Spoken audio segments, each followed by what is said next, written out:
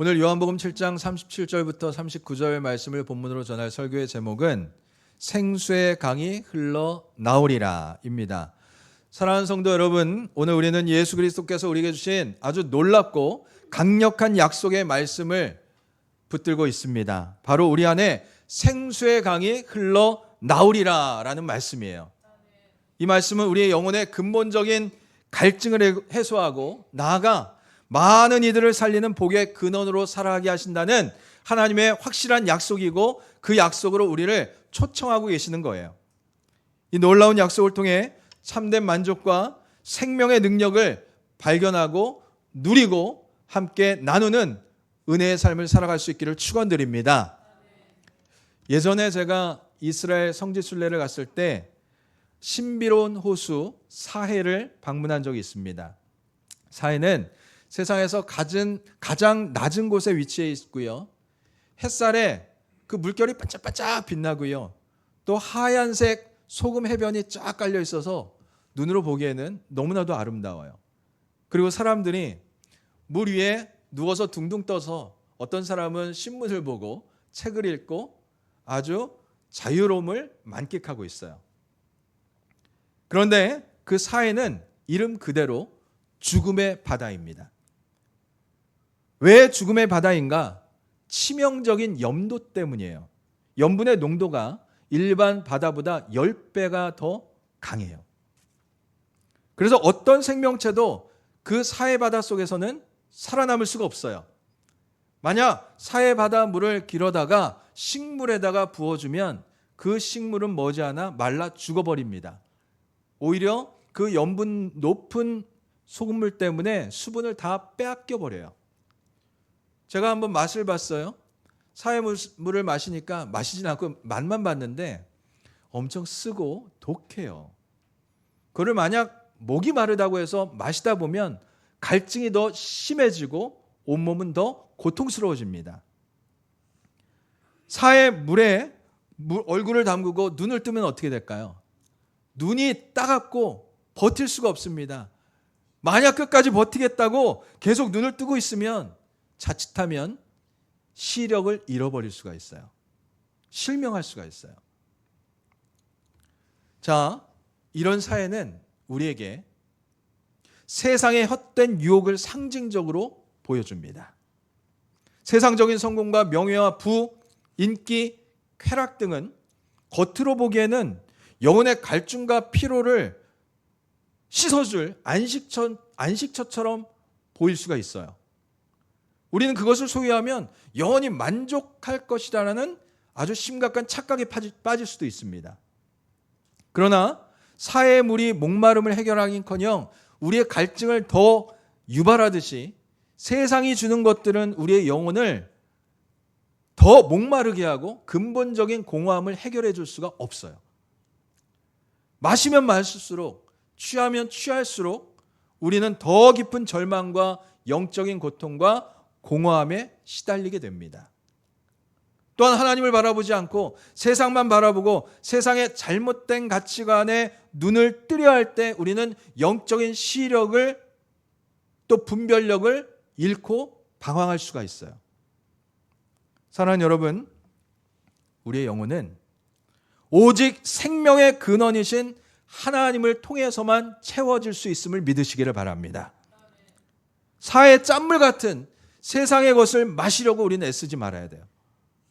오늘 예수님의 초청에 응답해서 우리는 참된 생수를 마셔야 됩니다.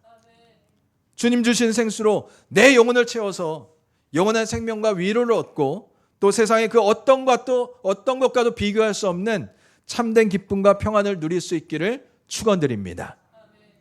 오늘 본문은 유대인 3대 절기인 중에 하나인 초막절, 수장절이라고도 하죠.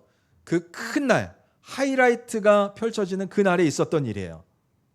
초막절은요, 이스라엘 백성이 광야 40년 동안에 장막, 초막에서 거주하면서 하나님의 보호하심을 받았던 것을 기념하고 또 하나님이 비를 내려주셔서 한 해 풍성한 수확을 거두게 될 것을 또 기대하고 또 감사하면서 동시에 장차 오실 메시아를 기다리며 지냈던 절기예요. 그런데 이 절기에 가장 중요한 의식, 하이라이트는 물 붓는 예식이 있었어요. 제사장이 실로암 연못에 가서 물을 길어 옵니다. 그리고 그 제단에 그 물을 뿌리는 거예요. 이 물 붓는 예식은 두 가지 의미가 있었어요. 우선 광야에서 목마를 때 하나님이 어떻게 물을 주셨습니까? 반석에서 물을 내서 그들의 목마름을 해결시켜 주셨잖아요. 그래서 반석에서 물을 내신 하나님의 은혜를 기억하고 감사하는 행위 중에 하나였어요. 또 하나는 장차 메시아가 오셔서 성령의 물, 생수를 부어주실 것을 간절히 소망하는 그런 예언적인 행위였습니다. 수많은 사람이 하나님의 구원과 또 메시아를 간절히 기다리는 그러한 엄숙한 예식을 집중해서 드리는 그 절정의 시간에 예수님은 모든 사람들이 다 보이는 곳에서 모든 사람이 다 들을 수 있도록 큰 소리로 선포하시는 것입니다. 누구든지 목마르거든 내게로 와서 마셔라. 예수님은 당시 성전 의식이 아닌 바로 자신에게 나와서 내가 주는 생수를 마시라고 부르고 계셨어요. 그분 자신이 곧 광야의 반석이요 백성이 간절히 기다리는 생명의 근원이심을 선포하신 거예요. 예수님께서는 누구든지 목마르거든 이라고 말씀하시거든요. 이 말씀은 세상의 모든 사람들은 영적인 목마름, 갈급함이 있다라는 거예요. 우리는 육체의 허기를 밥으로 채우듯이 영적인 그런 영혼도 끊임없이 뭔가를 채우려고 합니다. 영혼에 갈급함이 있어요. 배고픔이 있어요.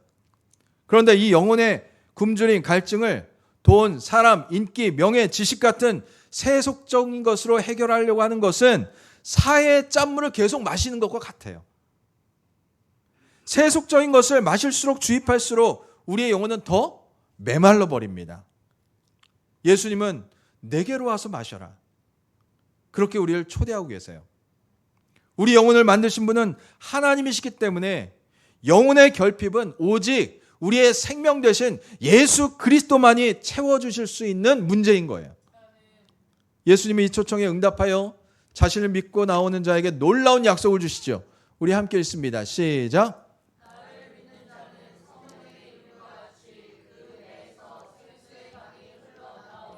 아멘. 자, 여기서 성경의 이름과 같이라는 말은 구약 성경에 나오는 물과 강에 대한 메시아의 오심을 약속하시는 그러한 예언들을 가리킵니다.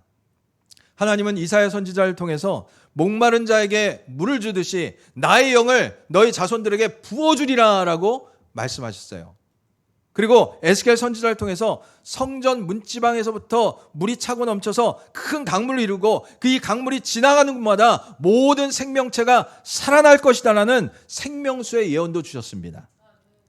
예수님은 바로 자신이 이 구약의 예언을 성취하는 분이고 자신을 믿는 자들에게 성령의 충만함, 생수를 주시겠다라고 선포하고 계시는 거예요.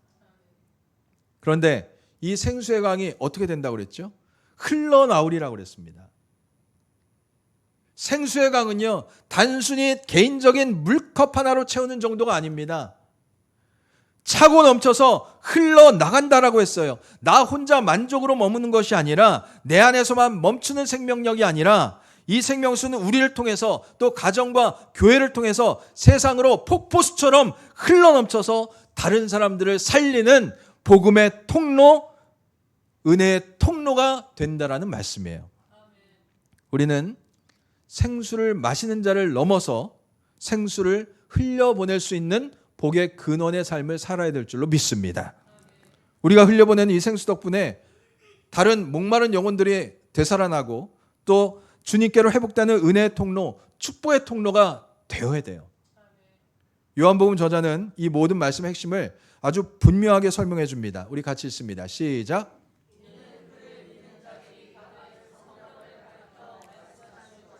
자, 생수의 강의 실체가 바로 누구라고요? 성령님이라는 거예요. 사랑하는 여러분, 많은 분들이 이런 고민을 합니다. 저도 한때 이런 고민을 했었어요. 나는 예수님을 믿긴 믿는데 정말 내 안에 성령님이 계실까? 나는 예언도 못하고 방언도 못하고 특별한 은사도 없는데. 여러분 그런 생각 해본 적 없으세요?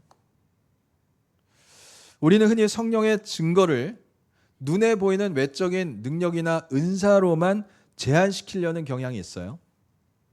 예를 들어서 방언을 하거나 또 치유의 능력을 나타내거나 예언을 하거나 이런 놀라운 능력에만 국한시키려고 해요. 물론 하나님께서 성령을 통해서 그 교회에 필요한 것을 주시기 위해서 또 하나님의 특별한 뜻을 이루시기 위해서 이런 성령의 은사와 능력을 개개인별로 주실 때가 있어요. 하지만 중요한 사실은 모든 신자에게 동일한 은사를 주시지는 않는다라는 거예요. 따라서 눈에 띄는 특별한 능력이나 은사가 없다고 해서 나는 성령의 증거가 나타나지 않으니 나의 믿음은 거짓 믿음인가? 라고 의심하거나 단정 지을 필요는 전혀 없습니다. 성경은 성령님이 우리 안에 계신다라는 가장 본질적이고 확실한 증거를 우리 내면의 변화에서 찾으라고 하십니다. 마치 나무가 겉모습만 봐서는 정확히 알 수 없듯이 열매를 보면 분명하게 이 나무의 정체를 알 수 있잖아요. 우리의 내면의 변화에서 성령이 내주하시는 성령의 증거를 우리는 찾을 수 있다는 얘기예요. 첫 번째 증거는 예수님을 나의 구원자, 나의 주인으로 진심으로 고백하는 거예요. 고린도전서 12장 3절은 분명히 말씀하죠. 우리 같이 읽습니다. 시작.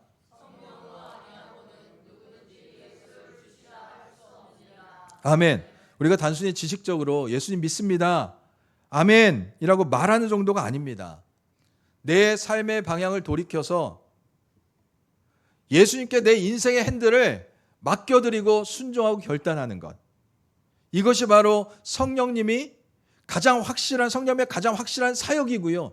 내 안에 성령님이 내주하고 계신다라는 확실한 증거예요. 두 번째 증거는 인격의 변화, 성령의 열매입니다. 성령님은 우리를 닮게 하세요. 누구를? 예수님을 닮게 하세요. 갈라디아서 5장 22절 23절 말씀처럼 우리 같이 읽어볼까요? 시작.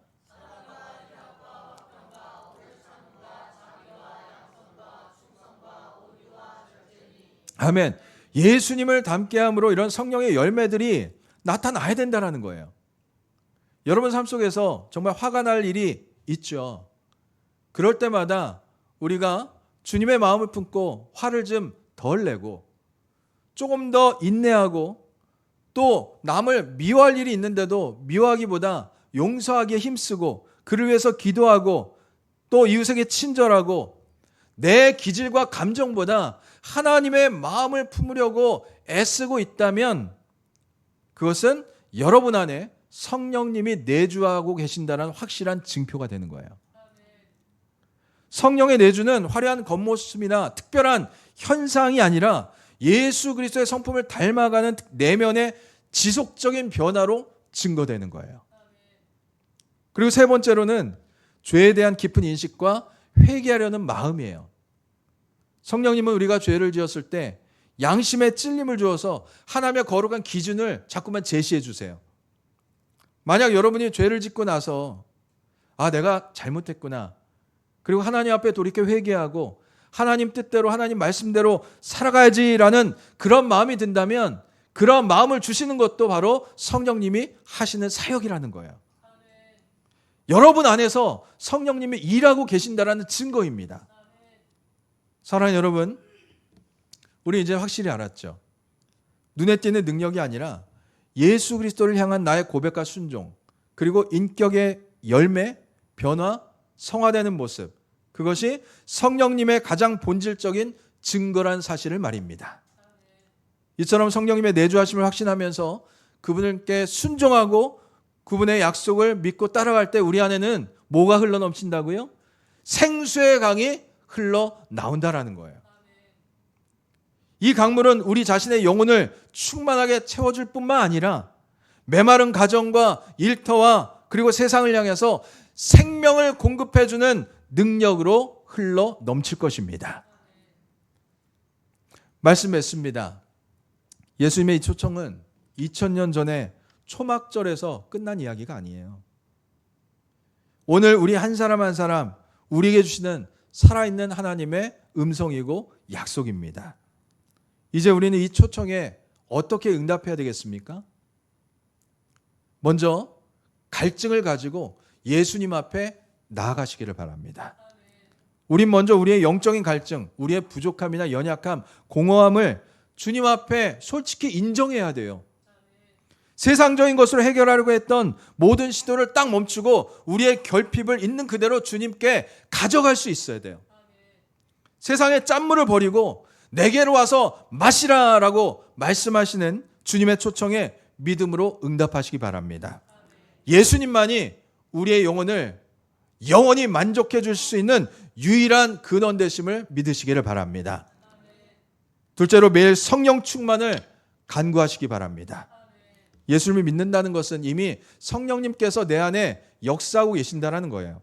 그렇다면 우리는 날마다 그분의 인도하심을 따라갈 수 있도록 성령 충만을 달라고 기도할 수 있어야 돼요.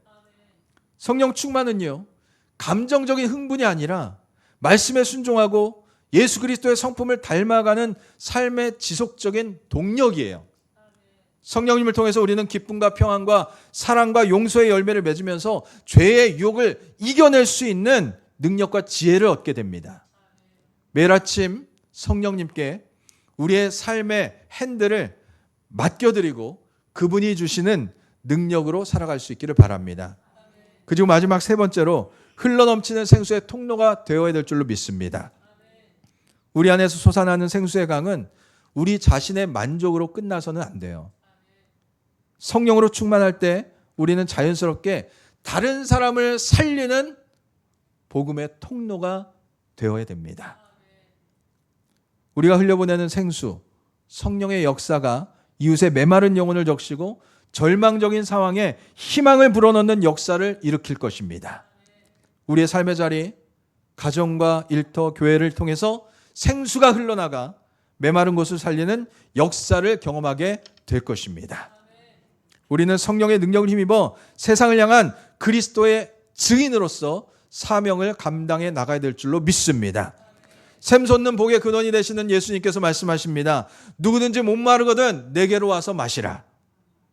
세상의 짠물을 다 버리시고 예수님께로 나와 성령의 충만함을 받아 영혼의 갈증을 영원히 해결하고 생수의 강이 흘러나와 이웃의 목마름까지 해소시켜 줄 수 있는 능력의 삶, 거룩한 삶을 끝까지 살아가는 우리 주랑교회 모든 성도님들 다 될 수 있기를 주님의 이름으로 간절히 축원드립니다.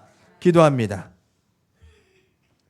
오늘 저희에게 세상의 헛된 짠물 같은 유혹에 목마름을 채우려 애쓰지 않고 오직 생수의 근원이신 예수 그리스도께로 나와 마시라는 거룩한 초청을 듣게 하시니 감사를 드립니다.